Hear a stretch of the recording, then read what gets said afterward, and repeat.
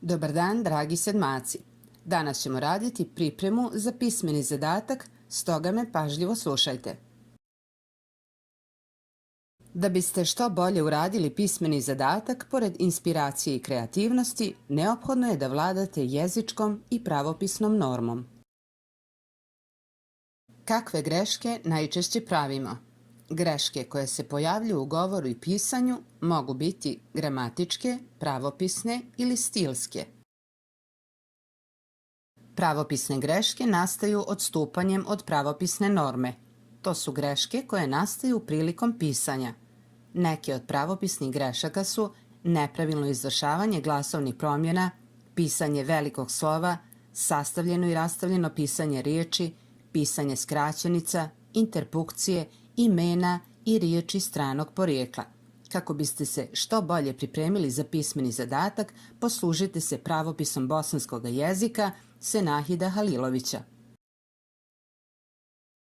Gramatikom bosanskog jezika koju vidite na slici možete se poslužiti kako biste izbjegli gramatičke greške u pismenom zadatku.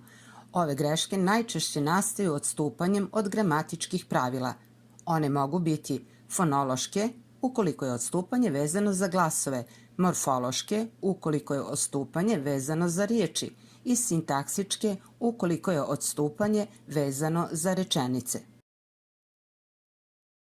Stilske greške nastaju prilikom stilskog oblikovanja, odnosno uređenja teksta. Stilistika je lingvistička disciplina koja se bavi proučavanjem karakteristika i svojstava pisanog i govornog jezika. Ona je zadužena za ljepotu izraza kako u govornom, tako i u pisanom tekstu.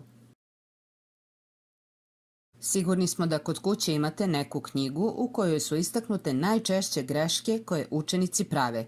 Ukoliko ipak nemate ovakve primjere, možete pronaći u svakoj gramatici, pravopisu ili na internetu.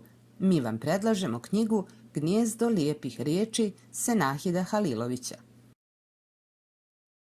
A sada pogledajte nekoliko primjera riječi kod kojih se najčešće griješi prilikom njihovog pisanja.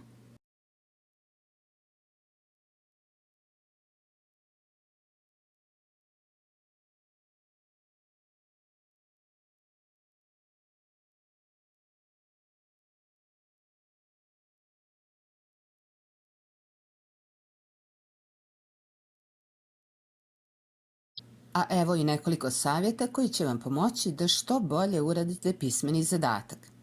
Kada vam nastavnik pošalje temu za literarni rad, dobro razmislite o čemu ćete pisati. Budite kreativni. Pustite da mašta napravi neku vrstu magije. Neka vam inspiracija bude putokaz. Oslobodite svoje misli. Slobodno iskažite svoj stav.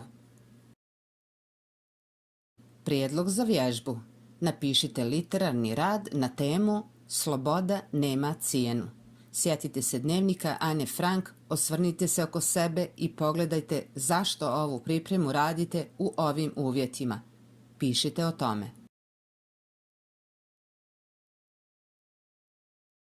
Sada kada ste poslušali neke korisne savjete koji će vam pomoći prilikom izrade pismenog zadatka, mogu vam poželeti samo sreću.